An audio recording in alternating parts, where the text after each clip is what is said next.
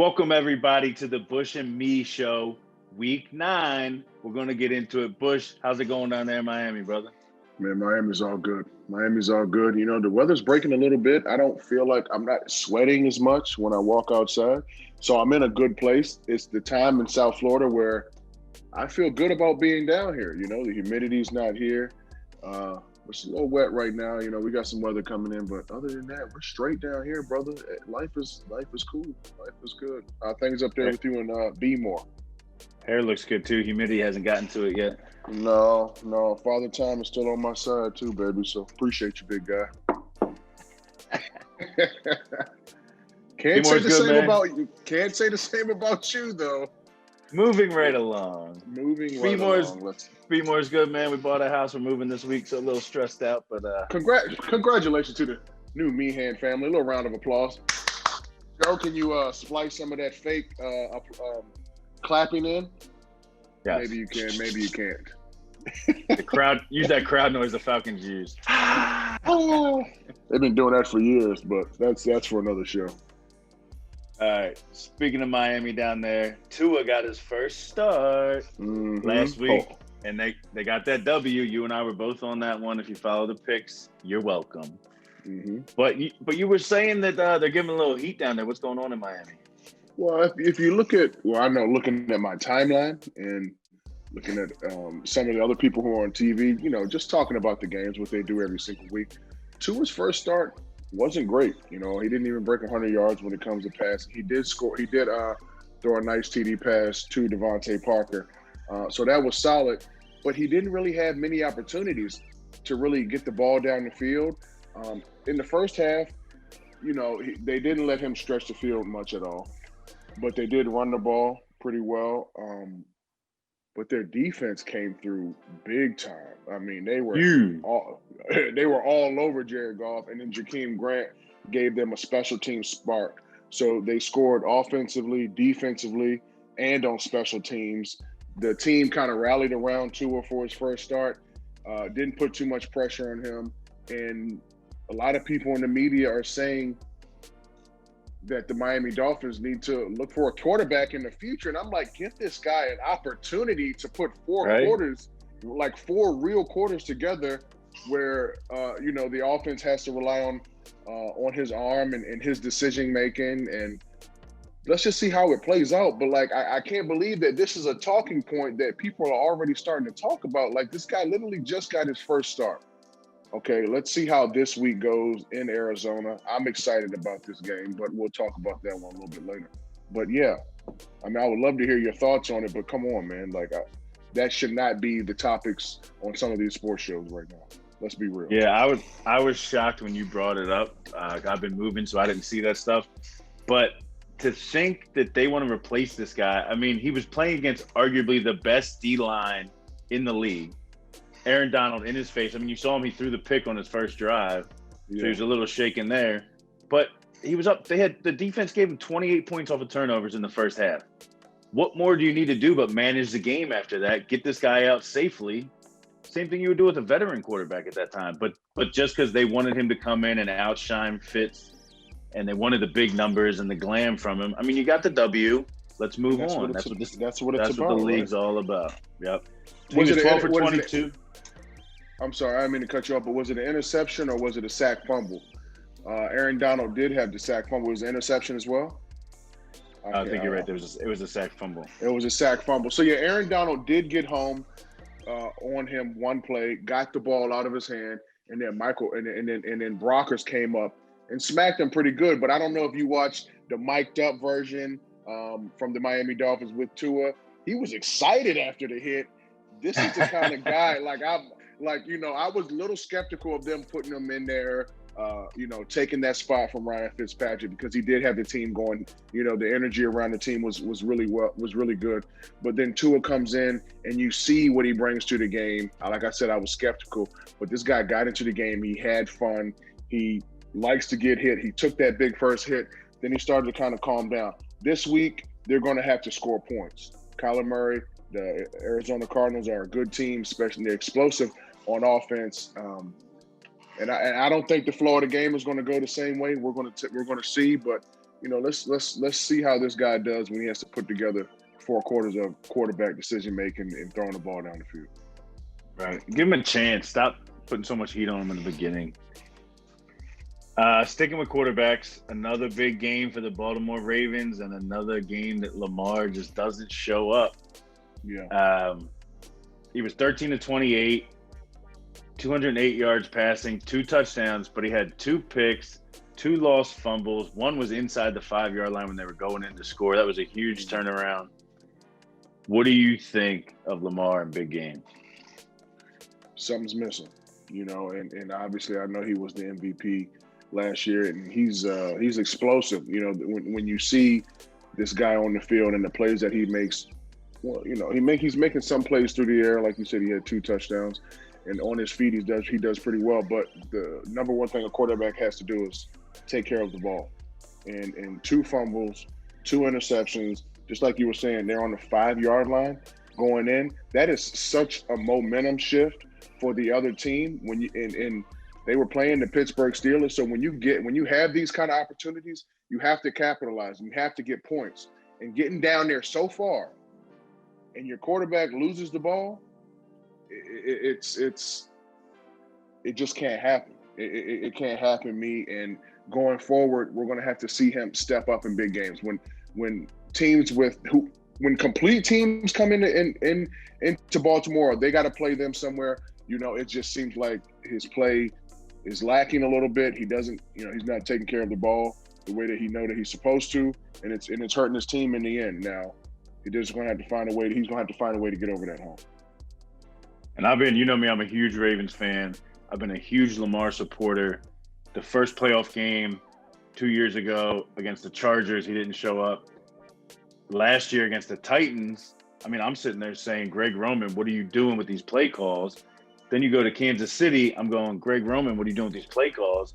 Now you go to Pittsburgh, and I'm still starting to say it a little bit, but, they throw the ball the first play of the second half, and it's an interception. Lamar's fumble was a pass play, but it was third down in the red zone. So I'm starting to sit there and think, the coach's job is to put these players in the best position to win off of research that they've done, schemes that they see. And I'm taking some of that blame off of Greg Roman right now and saying, Lamar, make the right read, make the right play, because he didn't have to throw that interception. He could have thrown the ball away. He tried to force it in there. He didn't have to get sacked, fumbled inside the 5-yard line. Get rid of the ball, live to play the next play. Absolutely. I wholeheartedly agree with you. And that, especially when you get the ball down there in the red zone, it's all about protecting it. And if you're not protecting the ball at a high level, then it's a recipe for you to lose games. Even when your defense plays as well as they're going to play, and as well as they have played. So I just think he has to do his part and not giving the opposition more opportunities to score, especially against a team like the Pittsburgh Steelers, who have a good running back. They have a veteran quarterback who's won a couple of Super Bowls, and their defense is on fire right now. So yeah, he's going to have to clean it up. Yeah, they outscored them. They got double the yards that Pittsburgh had. They literally handed them the game. It kills me as a Ravens fan, but come on, Lamar. I still got faith in Lamar. I'm not losing faith. Let's go up 95. So we started in Miami, came up 95, and we stopped in Baltimore. Yes, let's keep going north and head to New England. Oh wow! Because Cam, I don't want to say blew another one, because if it wasn't for him, they wouldn't have been in the position where they were. He got them there. He had the rushing touchdown earlier in the game. He drove down there to get them back into field goal range. But just a terrible play for him, getting the ball knocked out, going. They were in field goal range. Could have tied the game up, and he fumbles the ball, seconds to go. Do you think Cam's days in New England are starting to become numbered here? I think if they don't pick it up, I think it's because Belichick is not going to go for that. He's going to find some guys that he's going to bring in that are going to give them the opportunity to win games. And if Cam is losing the ball, if he's having fumbles in times when they need it, it's not going to sit well with him. But the thing about Cam is, like, he started up the year. I'm not going to say he was hot, but he was trending up. And then after COVID, he gets COVID, and maybe his rhythm or maybe his timing or just his how he is with the team is just kind of falling off a little bit. I don't know what's going on, but I don't think his supporting cast is really that great either.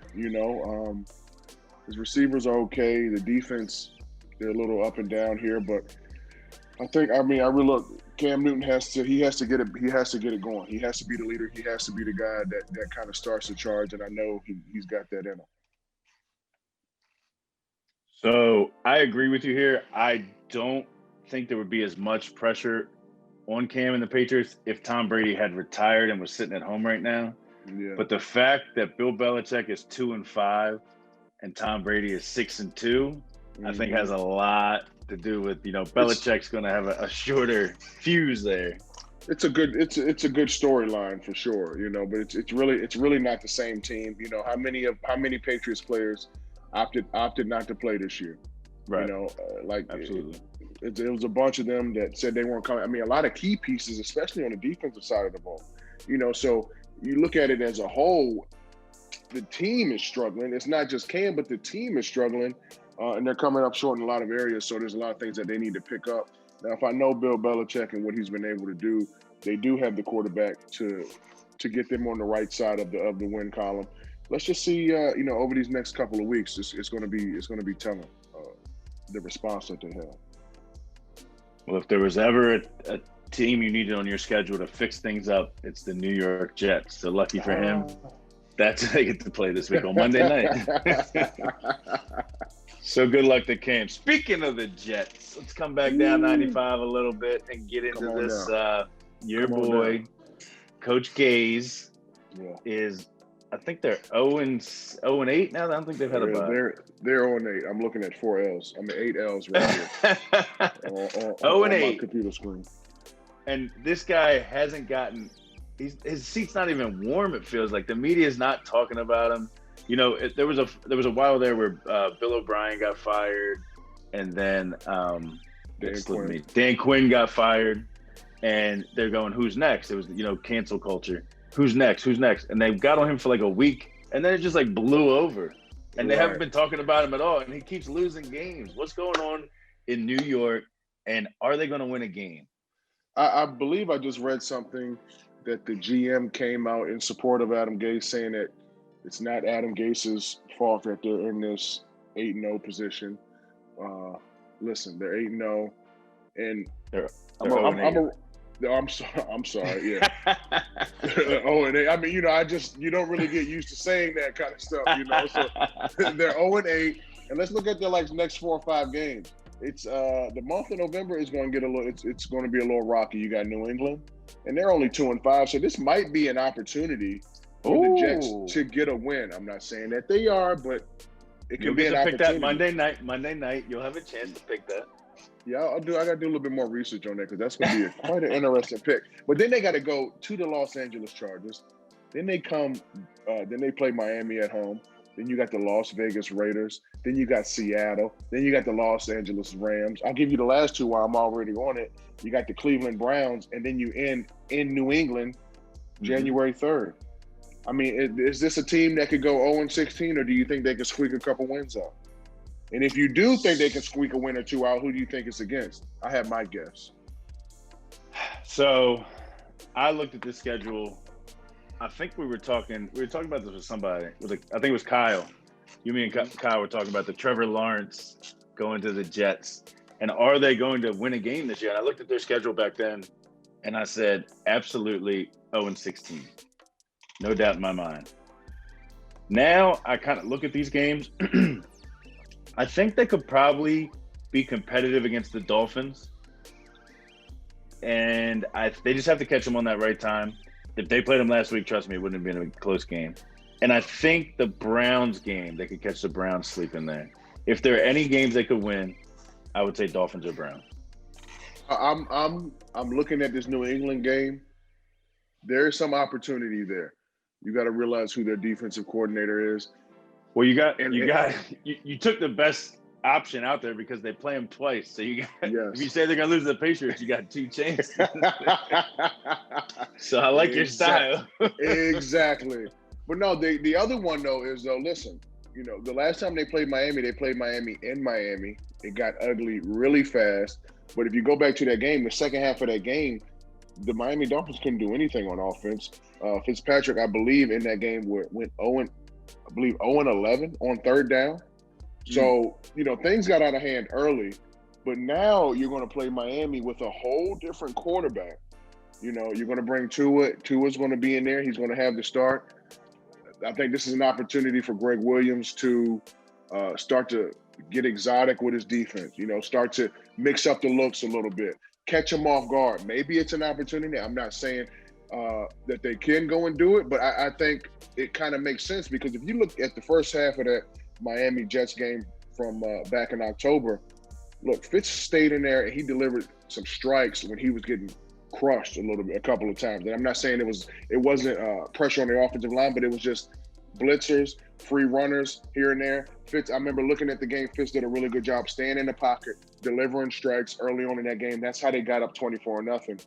But it might be a totally different situation when you got Tua in there. You don't know how he's going to stay in the pocket. We just got to really get a feel for Tua over the next couple of weeks to see how that matchup's going to go. I like it. Good analysis. You had more stats than I did. Taking my job. Oh, stat man over here, man. You ain't gonna be the only stat man.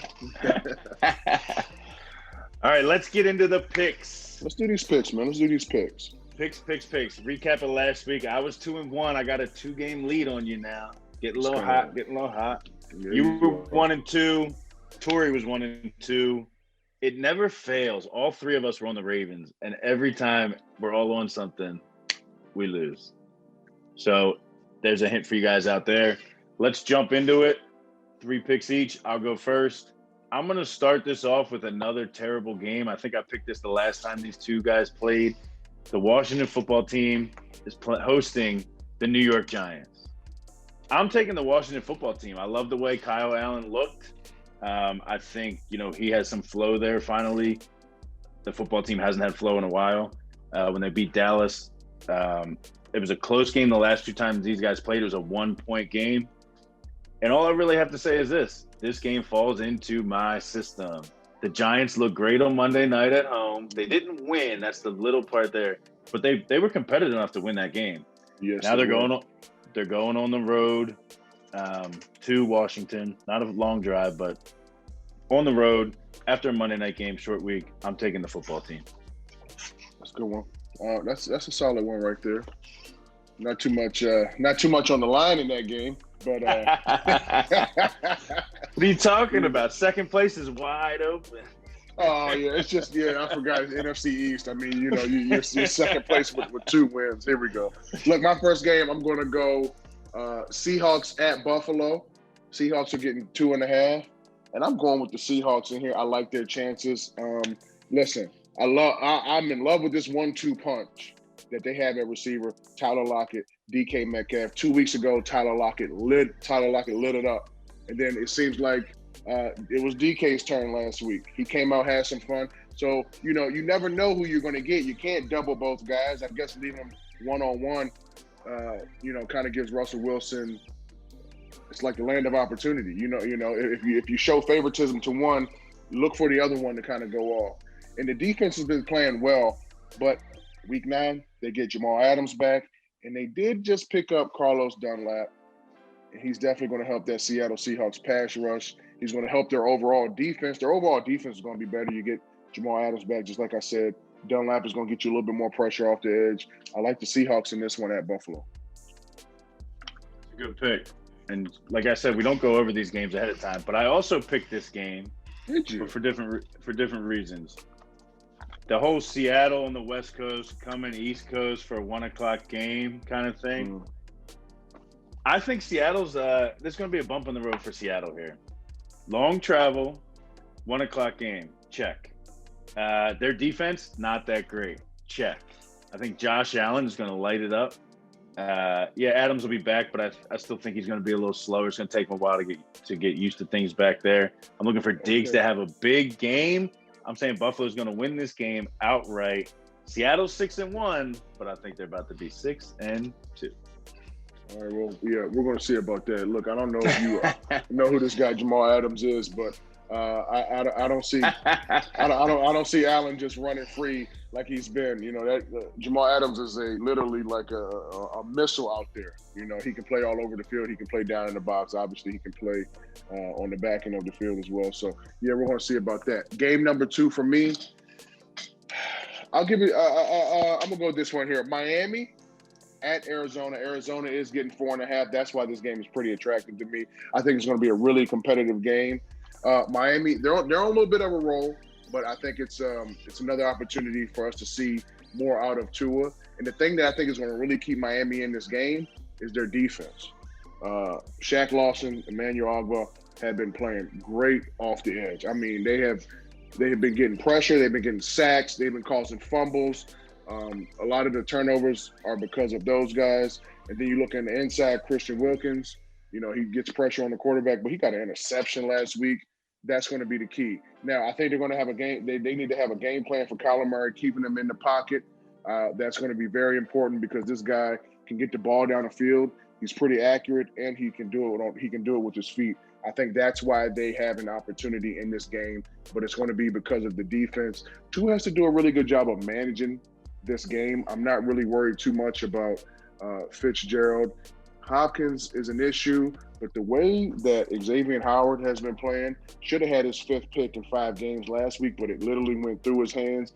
Byron Jones is playing now, and you know what you're going to get out of them. They're 2 of the highest paid corners, if not the 2 highest paid corners in the league. That's why I'm not going to say I cancel out the opposing team's receivers, but I have a good feeling going into this game. And Arizona is most likely going to be without Kenyon Drake this week.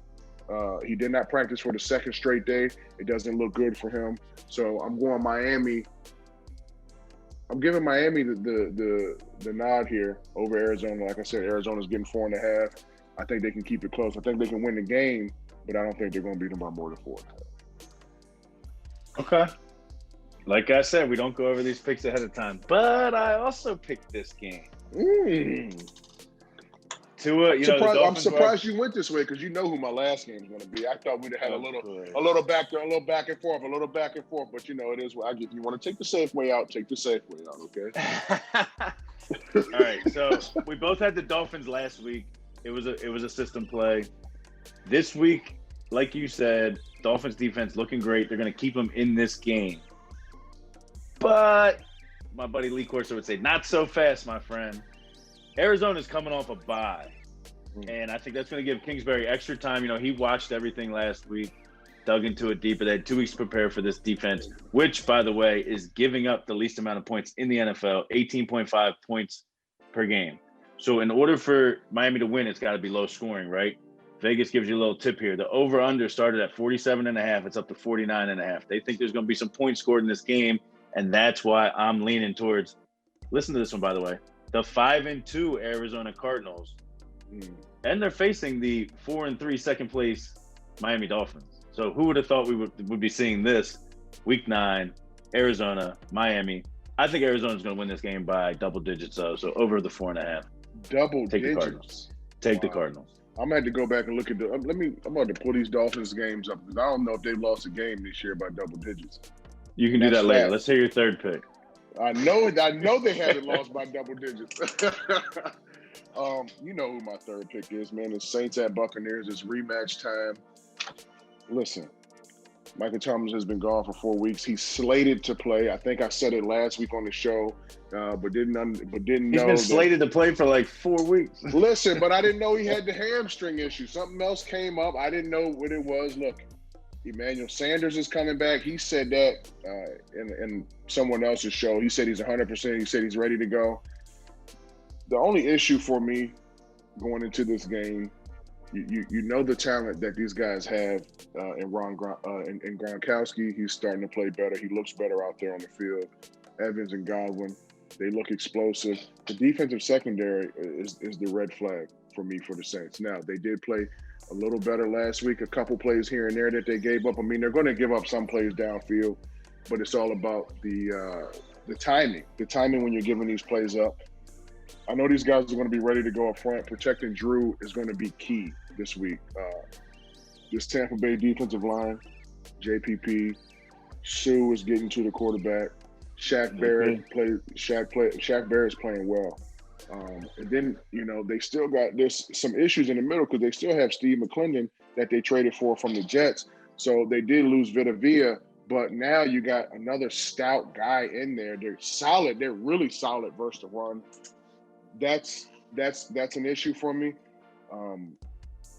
But listen, you got Drew, you got his two best targets coming back. You still got Jared, and Alvin Kamara is playing at a high level, like MVP almost type level. So he's playing really well. I think they'll be able to go in. And the thing is, though, listen, the Bucks 4.5. Come on now, the New Orleans Saints are going to make this game way more competitive than that. I think they're going to win it.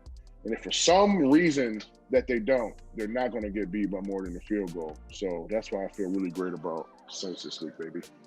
I was going to say, at least you're getting 4.5. This is night and day from week one. I think the Saints, if I'm not mistaken, were favored by 6.5 or 7 in that game, and it wasn't close at all. After they marched down and scored that first touchdown, I mean, Brady had the interceptions, and you could tell his timing wasn't there with his team. This is going to be a different game, though. Brady's been looking good.